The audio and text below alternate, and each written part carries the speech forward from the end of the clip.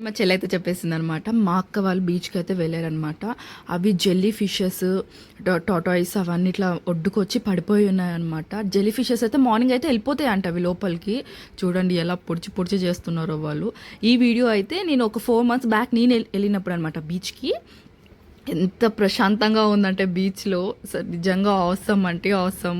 అక్కడ లైట్ కనిపిస్తుంది కదా, అక్కడ మా పెద్దాడి ఏం చేస్తున్నాడంటే ఎండ్రకాయలు సంథింగ్ అంటారు కదా, వాటి హోల్స్ పెట్టి అవి ఒక్కడి నుంచి అక్కడికి ఎట్లా ఎట్లా వెళ్తున్నాయి అనమాట. అవి తీసుకొచ్చి మమ్మల్ని భయపెట్టడానికి మా పెద్దాడి ఎతుకుతున్నాడు ఎక్కడ ఉన్నాయా ఎక్కడ కనిపిస్తున్నాయా అని చెప్పేసి. మార్నింగ్ అయితే నిజంగా అబ్బా సన్సెట్ అమేజింగ్ అంటే అమేజింగ్, ఎంత పీస్ఫుల్గా ఉందంటే. ఆ చేపలన్నీ అలా చనిపోయి ఉన్నాయి, అసలు ఒడ్డున వచ్చి చనిపోయి ఉన్నాయి. అవి చూస్తే మార్నింగ్ బతుకున్నాయేమో అని చెప్పేసి దగ్గరికి వెళ్ళి చూస్తే అవన్నీ సగం సగం ఇట్లా కొరికేసి ఉండి చనిపోయినాయి. చాలా బాధ అనిపించింది. సముద్రం నుంచి నేను అనుకున్న మనసులో ఒక రోజు పులుసుకొస్తాయేమో అనుకున్నా నేను అవైతే. అక్కడ అప్పుడే బోట్ వచ్చింది అనమాట, చిన్న బోటు, చేపల బోట్ వచ్చింది. మా వాళ్ళందరూ ఎట్లా చూస్తున్నారంటే ఏదో జలకనే తప్పించుకొని వచ్చినట్టు చూస్తున్నారు మా వాళ్ళందరూ అక్కడ.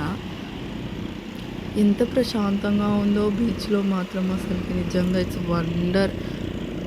ఇప్పుడు నేను మిస్ అయిపోతున్న బీచ్ వ్యూని. నైట్ పూట వెళ్తే మాత్రం అలల సౌండ్కి ఆ ప్రశాంతతకి చూడండి ఏదో జలకన్య తప్పించుకొని వచ్చినట్టు చూస్తున్నారు మా వాళ్ళందరూ. అక్కడ వాళ్ళందరూ చేపలు ఇట్లా వేరు చేస్తున్నారు. నిజంగా చాలా అంటే ఫ్యామిలీతో వెళ్తే నిజంగా చాలా అంటే చాలా ఎంజాయ్. ఇంకా అయిపోయింది, ఫుల్ మునిగినాను నేను. మా బ్రదర్స్ తోటి అయితే ఫుల్ అంటే ఫుల్ ఎంజాయ్ చేస్తున్నాను. ఫుల్గా మునిగి తడిపి అట్లా కెమెరా ఎందుకు బ్లర్గా వస్తుందంటే నా వాటర్లో నా ఫోన్ తడిచిపోయింది అనమాట. ఫుల్గా నానిపోయాను మొత్తం, నా బాడీ అంతా సగం మిస్